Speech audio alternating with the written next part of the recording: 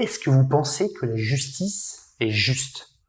Nous allons voir que pas tout le temps et dans quel cas. En 2011, des chercheurs ont joué les espions dans le monde judiciaire en observant un groupe de juges en pleine action. Leur mission? Décider du sort de prisonniers en quête de libération conditionnelle. Alors que l'on aurait pu penser que la gravité du crime, la peine déjà infligée et l'attitude du détenu étaient les critères déterminants, une variable inattendue s'est invitée dans le débat, l'heure de la journée. Les prisonniers matinaux ont décroché le jackpot de la libération bien plus souvent que leurs compagnons d'infortune dont le sort était tranché dans l'après-midi, même si leurs crimes et punitions se ressemblaient comme deux gouttes d'eau. Oui, vous avez bien entendu. Les juges, après le déjeuner, ont tendance à être moins cléments. La cause? C'est la fatigue décisionnelle. C'est comme une indigestion de choix qui incite les gens à fuir les choix difficiles et donc à aller vers l'option facile. En l'occurrence, le statu quo dans l'exemple de la liberté conditionnelle. Et la fatigue décisionnelle n'est pas réservée qu'aux décideurs en robe noire. Elle peut aussi débarquer dans nos vies quotidiennes. Alors, comment échapper à ces griffes et rester pertinent dans vos décisions à tout moment de la journée? Tout ce que fait notre corps, que cela soit physique ou intellectuel, nécessite de l'énergie. Les scientifiques ont mis en exergue que nous avons tous une jauge quotidienne pour les décisions.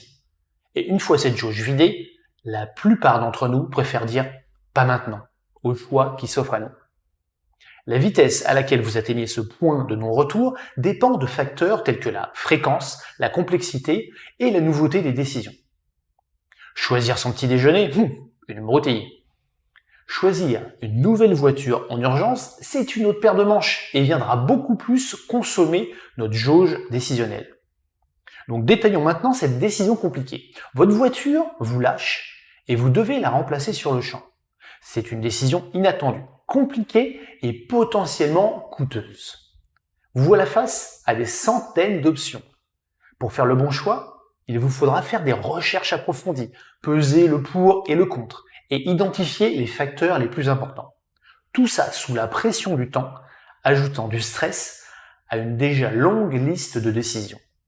Après une décision de cette envergure, la plupart d'entre nous auraient déjà vidé leur compteur décisionnel. Certains métiers, comme celui de juge, exigent de prendre des décisions difficiles à la chaîne, sans pause. Imaginez un cas après l'autre, sans répit. La fatigue décisionnelle peut alors devenir une arme redoutable.